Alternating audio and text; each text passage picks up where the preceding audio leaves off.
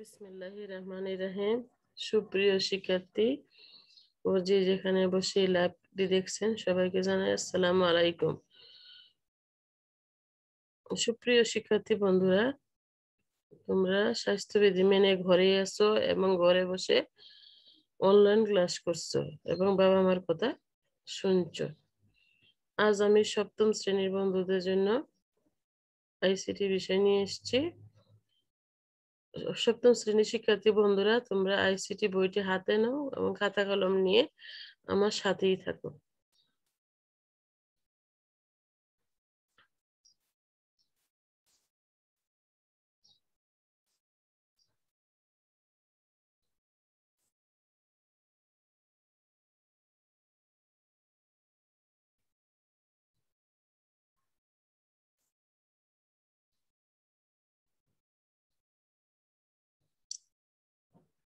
সবাইকে জানাই অনলাইন ক্লাসে স্বাগত।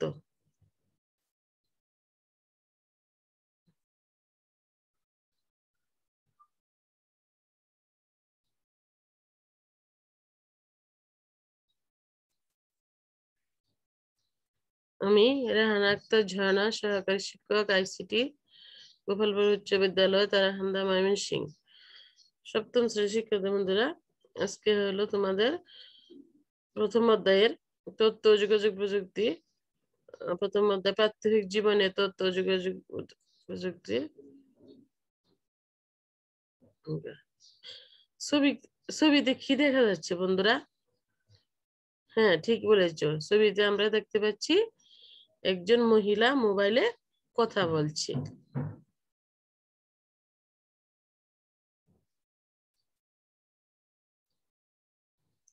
এগুলো কিসের ছবি বলতে পারবে তোমরা?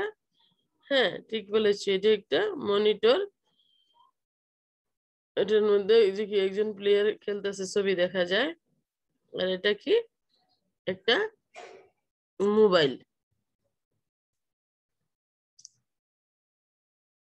এগুলো দিয়ে কি করা যায় বলো তো? হ্যাঁ, ঠিক বলেছো, বিভিন্ন যোগাযোগের মাধ্যমে এগুলি। আজকে আমরা কি পড়বো? ব্যক্তি জীবনে তথ্য ও যোগাযোগ প্রযুক্তি।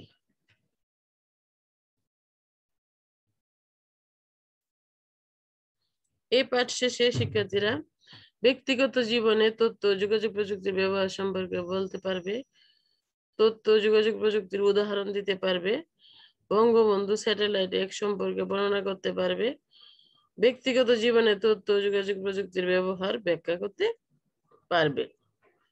চলো বন্ধুরা, আজ আমরা মূল ক্লাসে ফিরে যাই। এসব প্রযুক্তির সাথে কি পরিচিত হই। এখানে কি দেখতে পাচ্ছ? হ্যাঁ, এটা টিভি। এই যে একটা মনিটর, এটা একটা ছবি। এটা রাউটার, যার মাধ্যমে আমরা নেট কানেকশন দিয়ে থাকি। এটা কি? নিচেরটা একটা রিমোট। এটা একটা রেডিও। রেডিওতে কি করা হয় বলো তো? হ্যাঁ, তোমাদের সময় এখন নাই, এটা সচরাচর আগে ছিল। রেডিওতে মানুষ বিনোদনের মাধ্যম হিসেবে কি করতো? গান শুনতো, তারপর খবর দেখতো, খবর শুনতো। বিভিন্ন যোগাযোগ রেডিওর মাধ্যমে ছিল। এখন আমরা দেখতে পাই সবার কাছে অহরহ মোবাইল আছে এবং অনেকের কাছে একটা থেকে একাধিক আছে।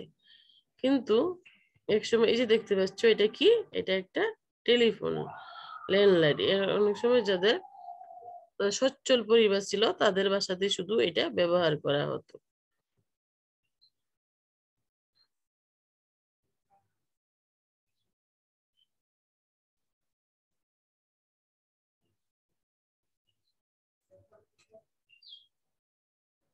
যেটা একটা টেলিফোন।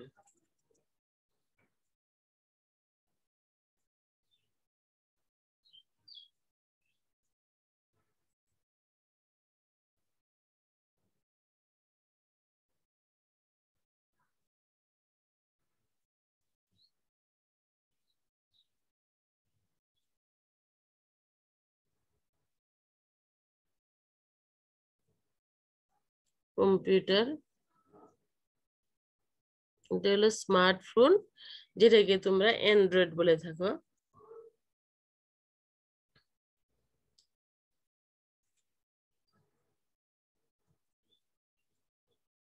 এটা হলো রাউটার,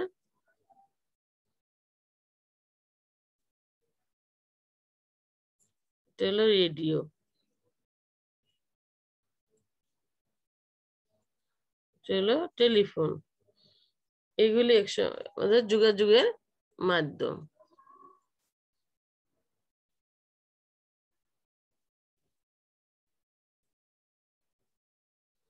প্রযুক্তির ব্যবহার দেখি।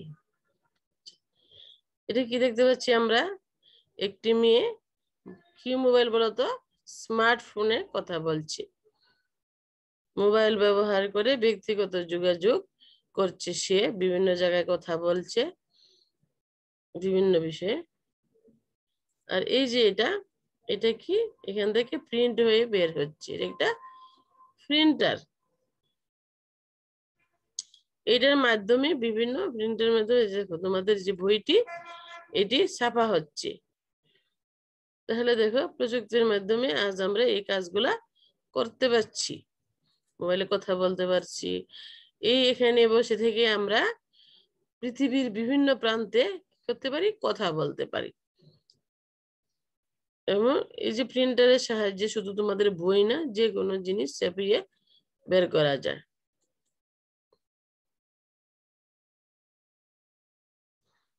দুজন মানুষ কি করছে, দুইটা রোবটের দ্বারা এখানে বোঝানো হয়েছে যে ফোনে কথা বলছে, কথা বলা মানে কি? তথ্য আদান প্রদান করছি।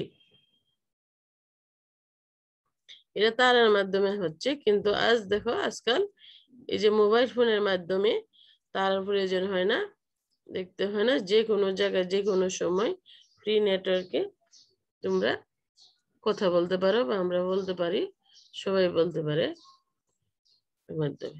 এখন যে কেউ মোবাইল ফোনে একজন আর একজনের সাথে ব্যক্তিগত যোগাযোগ করতে পারছি। এখন দেখো তো বন্ধুরা, তোমরা এই কাজগুলা পারো কিনা, বাড়িতে বসেই করো। যোগাযোগে কোন প্রযুক্তিটি সবচেয়ে বেশি ব্যবহার হয়? কয়েকটি প্রযুক্তির উদাহরণ দাও। চট করে লিখে নাও, লিখে দেখো পারো কিনা। আচ্ছা, এখন আসো বন্ধুরা, এই যে একটা ছবিতে আমরা কি দেখতে পাচ্ছি? হ্যাঁ, একটা ফ্যামিলি বসে কি করছে? টিভি দেখতেছে। টিভিতে বসে এটা কি হচ্ছে বলতো? খেলা হচ্ছে, ক্রিকেট খেলা। এই বসে পারিবারিক ভাবে বসে খেলা দেখছে। কোথায়? এটা একটা বিনোদন বসে কাজ করছি। এখানেও আমরা একটা ছবিতে কি দেখতে পাচ্ছি বলতো? অনেক ছেলেরা একসাথে জড়িত হয়ে একটা টিভি দেখছে। টেলিভিশনে কি দেখছে? খেলা দেখছে, মজা করে। এক সময় টেলিভিশন বিনোদনের সবচেয়ে বড় মাধ্যম ছিল। মানুষ, আমরাই দেখো, ছোটবেলা দেখেছি সব বাড়িতে কি ছিল না? টিভি ছিল না। কোনো এক বাড়িতে, সচ্ছল বাড়ি, টেলিভিশন ছিল। যেদিন মনে করো টিভি শুক্রবার করে ছবি হইতো মাসে একবার, তখন সবাই জমায়েত হতো ওই বাড়িতে, উঠানে টিভির এইভাবে ঠিক এই ছবিটার আকারে দিত। তখন কি করতো? সবাই বসে একসাথে মজা করে অনুষ্ঠান দেখতো।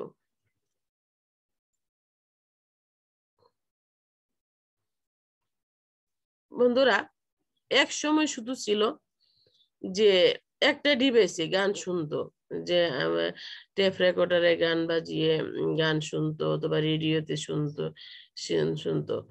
আজ আমরা দেখো, এই যে মেয়েটা কি করছে? হেডফোন দিয়ে গান শুনছে মোবাইলের দ্বারা।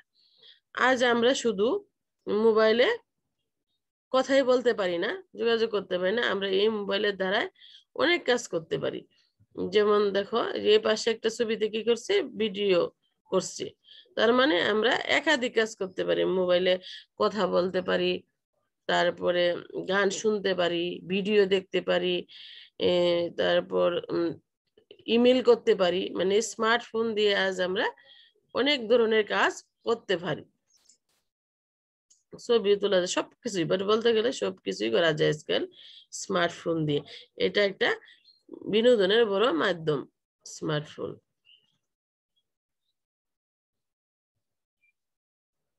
এখন আসো আমরা দেখি গুরুত্বপূর্ণ তথ্য প্রযুক্তি। কি দেখতে পাচ্ছি আমরা, দেখো তো, এটাকে বলা হয় ডেস্কটপ। এটা একটা ডেস্কটপের মধ্যে যে সিপিইউ সাথে জড়িত, এটা কাজ করে। এটা কিবোর্ড, এটা মাউস। এটা একটা ল্যাপটপ, এটাও একটা ল্যাপটপ, এটা একটা আইফোন, এটা একটা স্মার্টফোন।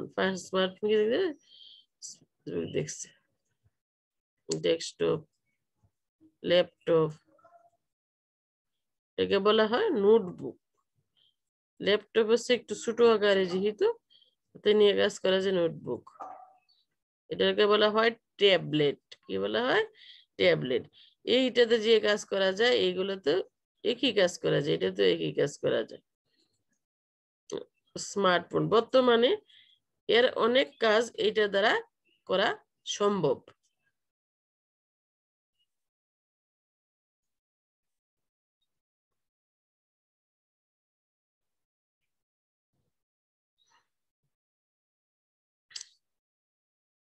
এখানে আমরা কি দেখতে পাচ্ছি, একটি ছেলে কি করছে, কানের মধ্যে হেডফোন লাগিয়ে ল্যাপটপে কিছু একটা করছে, শুনছে।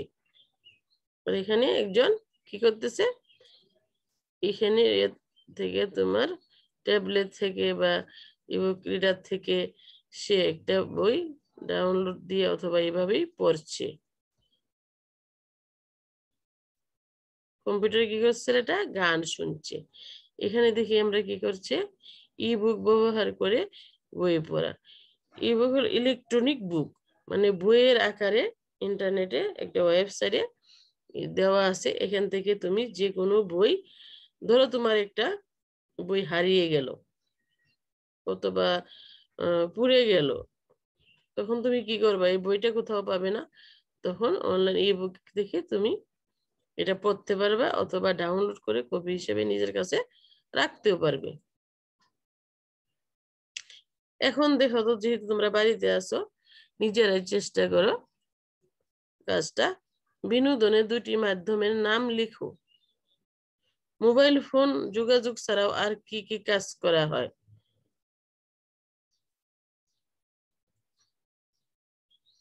এখন আসো জিপিএস ব্যবহার করা।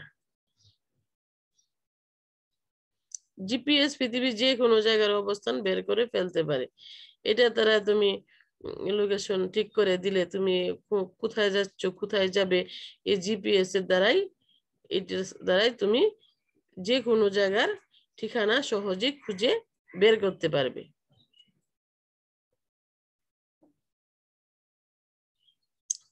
এটা কি দেখতে পাচ্ছ? হ্যাঁ, এটা বঙ্গবন্ধু স্যাটেলাইট 1। 12ই মে 2018 সালে বাংলাদেশের প্রথম স্যাটেলাইট মহাকাশে প্রেরণ করা হয়। বঙ্গবন্ধু স্যাটেলাইট 1 নামের এই মহাকাশ যানটি যুক্তরাষ্ট্রের কেনেডি মহাকাশ কেন্দ্র থেকে উৎক্ষেপণ করা হয়। নিজস্ব স্যাটেলাইটের অধিকারী দেশগুলোর মধ্যে বাংলাদেশ পৃথিবীর 57তম দেশ।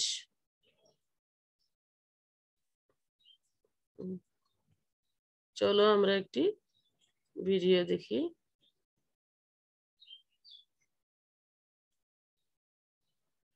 Writing's not that easy, but Grammarly can help. This sentence is grammatically correct. মহাকাশে পাড়ি জমিয়েছে বাংলাদেশের প্রথম স্যাটেলাইট বঙ্গবন্ধু 1, আর এর মাধ্যমে বিশ্বের 57তম দেশ হিসেবে স্যাটেলাইট ক্লাবে পা রাখলো বাংলাদেশ। আজকে আমরা জানবো 3000 কোটি টাকা ব্যয়ে বাংলাদেশের প্রথম কৃত্রিম উপগ্রহ বঙ্গবন্ধু স্যাটেলাইটের নানা অজানা ও খুঁটিনাটি তথ্য, যা আপনার সাম্প্রতিক সময়ের সকল প্রতিযোগিতামূলক পরীক্ষার জন্য অত্যন্ত গুরুত্বপূর্ণ। আপনি যদি আমার চ্যানেল নতুন হয়ে থাকেন তাহলে please hit the subscribe button, আর যদি অলরেডি সাবস্ক্রাইব করে থাকেন থ্যাংক ইউ সো মাচ। চলুন জেনে নেই বিশেষ সহ বিভিন্ন প্রতিযোগিতামূলক পরীক্ষায় আসতে পারে স্যাটেলাইট সম্পর্কিত এমন সব প্রশ্নাবলীর উত্তর। বাংলাদেশের প্রথম কৃত্রিম উপগ্রহ বঙ্গবন্ধু স্যাটেলাইট 1। বাংলাদেশের প্রথম স্যাটেলাইট নিয়ে কাজ শুরু হয় 2007 সালে। মহাকাশে স্যাটেলাইটের সংখ্যা 57টি দেশের প্রায় 2000-এর উপরে স্যাটেলাইট বিদ্যমান। জাতিসংঘের মহাকাশ বিষয়ক সংস্থা United nation office for outer space affairs UNOOSS প্রতি বছরই স্যাটেলাইটের সংখ্যা বাড়ছে 8 থেকে 10%। স্যাটেলাইটের ধরন: আবহাওয়া স্যাটেলাইট, পর্যবেক্ষক স্যাটেলাইট, নেভিগেশন স্যাটেলাইট, যোগাযোগ ও সম্প্রচার স্যাটেলাইট। বঙ্গবন্ধু স্যাটেলাইটের ধরন যোগাযোগ ও সম্প্রচার স্যাটেলাইট বা geostationary communication satellite. Bangabandhu satellite 1 নির্মিত হয় ফ্রান্সের কান্টুলুজ ফ্যাসিলিটিতে। বঙ্গবন্ধু স্যাটেলাইটটি নির্মাণ করেন বিশ্বের অন্যতম খ্যাতনামা স্যাটেলাইট নির্মাণকারী প্রতিষ্ঠান ফ্রান্সের থ্যালেস অ্যালেনিয়া স্পেস। পুরো প্রকল্প বাস্তবায়নে খরচ 2765 কোটি টাকা। শুরুতে বাজেট ধরা হয় 2967.95 কোটি টাকা। বাংলাদেশের নিজস্ব তহবিল থেকে দেয় 1315 কোটি টাকা ও বাকি টাকা ঋণ হিসেবে নেওয়া হয়েছে। মোট ঋণ 1652 কোটি টাকা। ঋণ দিয়েছে বহুজাতিক ব্যাংক HSBC। স্যাটেলাইটের ওজন 3.7 টন। বঙ্গবন্ধু স্যাটেলাইটে লেখা আছে জয় বাংলা, জয় বঙ্গবন্ধু, আর আছে রাষ্ট্রীয় মনোগ্রাম বা লোগো। বঙ্গবন্ধু স্যাটেলাইটের মোট ট্রান্সপন্ডার 40টি। দেশে ব্যবহারের জন্য 20টি ট্রান্সপন্ডার বাড়া দেওয়া হবে 20টি। ট্রান্সপন্ডারের ব্যান্ড 2টি, KU ব্যান্ড 26টি ও C ব্যান্ড 14টি। ট্রান্সপন্ডারের মোট ফ্রিকোয়েন্সি ক্ষমতা 1600 মেগাহার্টজ। প্রতিটি ট্রান্সপন্ডারের ফ্রিকোয়েন্সি 40 মেগাহার্টজ। মোট ফ্রিকোয়েন্সি ব্যবহার করা যাবে কমপক্ষে 1400 মেগাহার্টজ। বঙ্গবন্ধু স্যাটেলাইটের গ্রাউন্ড স্টেশন 2টি, গাজীপুরের জয়দেবপুরে ও রাঙ্গামাটির বেতবুনিয়া ভূ উপগ্রহ কেন্দ্রে। বঙ্গবন্ধু স্যাটেলাইটের বিস্তৃতি ইন্দোনেশিয়া থেকে তাজিকিস্তান পর্যন্ত। বাংলাদেশ ছাড়াও সার্কভুক্ত সব দেশ Indonesia, Philippines, Myanmar, Tajikistan, Kyrgyzstan, Uzbekistan, Turkmenistan ও কাজাখস্তানের কিছু অংশ এই স্যাটেলাইটের আওতায় আসবে। শক্তিশালী KU ও C ব্যান্ডের মাধ্যমে এটি সবচেয়ে ভালো কভার করবে পুরো বাংলাদেশ, সার্কভুক্ত দেশসমূহ, ফিলিপাইন ও ইন্দোনেশিয়া। বাংলাদেশের জন্য নির্ধারিত কক্ষপথ 119.1 দ্রাঘিমাংশ। কক্ষপথ সহ স্যাটেলাইটের স্থায়িত্ব 15 বছর। কক্ষপথ বা অরবিটাল স্লট কেনা হয়েছে রাশিয়ার ইন্টারস্পুটনিকের কাছ থেকে। কক্ষপথটি যে সালে কেনা হয়েছে 2013 সালে। কক্ষপথের দাম $2.80 কোটি, প্রায় 219 কোটি টাকা। স্যাটেলাইটটি উৎক্ষেপণ করা হয় নতুন একটি ফ্যালকন 9 রকেটের মাধ্যমে। বঙ্গবন্ধু স্যাটেলাইট 1 উৎক্ষেপণ স্থান যুক্তরাষ্ট্রের ফ্লোরিডা রাজ্যের অরল্যান্ডোর কেনেডি স্পেস সেন্টারের ক্যাপ ক্যানাভেরাল থেকে। স্যাটেলাইট উৎক্ষেপণের সময় স্থানীয় সময় শুক্রবার বিকাল 4:14 11 মে। বাংলাদেশ সময় শুক্রবার দিবাগত রাত 2:14, শনিবার 12 মে। স্যাটেলাইট বহনকারী রকেট ফ্যালকন 9। ফ্যালকন 9 রকেটটি মহাকাশ গবেষণা সংস্থা স্পেসএক্সের। স্যাটেলাইটটি উৎক্ষেপণ করেন মহাকাশ অনুসন্ধান ও মহাকাশযান নির্মাতা প্রতিষ্ঠান স্পেসএক্স। স্যাটেলাইটটি মহাকাশে পৌঁছতে সময় নেয় 3 মিনিট। স্যাটেলাইটটি কক্ষপথে পৌঁছতে সময় নেয় 33 মিনিট। বিশ্বের স্যাটেলাইট যুগে বাংলাদেশ 57তম। স্যাটেলাইট উৎক্ষেপণের জন্য ফ্রান্স থেকে যুক্তরাষ্ট্রের ফ্লোরিডায় পাঠানো হয় 30 মার্চ। ফ্রান্স থেকে উৎক্ষেপণ স্থলে আনা হয় বিশেষ ব্যবস্থায় কার্গো বিমানে করে। উৎক্ষেপণের তারিখ পরিবর্তন করা হয় 7 বার। প্রথম উৎক্ষেপণ বাতিল করা হয় বাংলাদেশ সময় শুক্রবার দিবাগত রাত 11 মে, মাত্র 42 সেকেন্ড আগে। প্রথম উৎক্ষেপণ বাতিলের কারণ গ্রাউন্ড সিস্টেম প্রস্তুত না থাকায় কম্পিউটার সিস্টেম স্বয়ংক্রিয়ভাবে উৎক্ষেপণ বন্ধ করে দেয়। স্যাটেলাইটটি উৎক্ষেপণের দ্বিতীয় সময় নির্ধারণ করা হয় বাংলাদেশ সময় শুক্রবার দিবাগত রাত 2:14 থেকে 4:21 মধ্যে। ভূমি থেকে স্যাটেলাইটের দূরত্ব 35,786 কিলোমিটার বা প্রায় 36,000 কিলোমিটার। স্যাটেলাইটটি কক্ষপথে যেতে সময় লাগে 8 থেকে 11 দিন। পুরোপুরি কাজের জন্য প্রস্তুত হতে সময় লাগে 3 মাস। স্যাটেলাইট তৈরির পর এই পুরো কর্মযজ্ঞ বাস্তবায়নের তত্ত্বাবধানকারী BRTC, বাংলাদেশ টেলিযোগাযোগ নিয়ন্ত্রণ কমিশনের। স্যাটেলাইট পরিচালনা, ব্যবহার ও বাণিজ্যিক কার্যক্রম সম্পাদন করবে Bangladesh communication satellite company limited. স্যাটেলাইটের সুবিধা পেতে বাংলাদেশের সময়ের প্রয়োজন হবে প্রায় 1 মাস। এই ছিল সাম্প্রতিক প্রতিযোগিতামূলক পরীক্ষায় আসতে পারে স্যাটেলাইট সম্পর্কিত প্রশ্নাবলী এবং তার উত্তর। এবার আমরা স্যাটেলাইটের সুফল সম্পর্কে কিছুটা ধারণা নিয়ে নেই। স্যাটেলাইট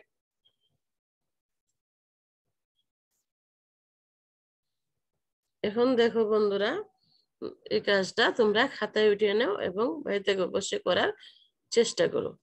ব্যক্তি জীবনে তথ্য যোগাযোগ প্রযুক্তির ব্যবহার ব্যাখ্যা করো। এখন দেখো তো, তোমরা আমার সাথে থাকবে এবং এই প্রশ্নের উত্তরগুলো দেওয়ার চেষ্টা করো। তোমরা ইনবক্স করে আমাকে জানাবে। ব্যক্তিগত জীবনে যোগাযোগের ক্ষেত্রে কোন প্রযুক্তিরই সবচেয়ে বেশি ব্যবহার হয়? বর্তমানে বিনোদনের ক্ষেত্রে চমৎকার প্রযুক্তি কোনটি? জিপিএস ব্যবহার করে কি করা হয়? বঙ্গবন্ধু স্যাটেলাইট 1 কত তারিখ উৎক্ষেপণ করা হয়? নিচের কোনটির সাহায্যে রাস্তার অবস্থান বের করা হয়? বই পড়ার জন্য নিচের কোনটি প্রয়োজন? GPS, ebook reader. এখন বন্ধুরা এই কাজটা তোমরা খাতায় উঠিয়ে নাও, বাড়িতে বসে চেষ্টা করো। প্রাত্যহিক জীবনে তোমার পরিবার কোন কোন ক্ষেত্রে তথ্য যোগাযোগ প্রযুক্তি ব্যবহার করা হয় তার একটি তালিকা তৈরি করবে।